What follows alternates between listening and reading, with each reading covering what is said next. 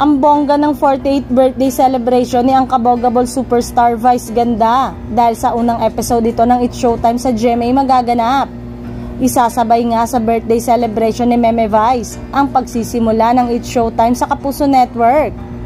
Bongga nga raw ang magaganap sa nasabing episode at ngayon pala nga ay pinaghahandaan na kung paano nila makakabog ang unang episode nila sa GTV, kung saan sumakay pa ng helicopter si Vice at nag-perform sa may harapan ng GMA Network building. Kung matutuloy ay baka sa studio mismo ng Kapuso Network maganap ang nasabing episode ng Kapamilya Noontime Show at gayon din ang mas malaking Kapuso star na makakasama nila sa bonggang opening. Inaabangan na rin ang pagsalang ng hottest love team ngayon na Kim Pao ni Kim Chiu at Paolo Avellino sa pinag-uusapang segment sa Especially For You. Matatandang noong biglang bumisita si Paolo sa nasabing segment ay nabanggit na sa birthday episode pa ni Meme Vice sila sasalang sa segment na yon.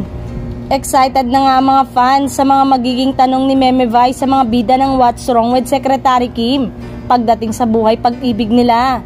Kaya naman hindi nakatakataka kung biglang trending muli si Kim sa X dahil bet na rin ng mga taong mahanap nito ang bagong magpapasaya sa kanyang puso.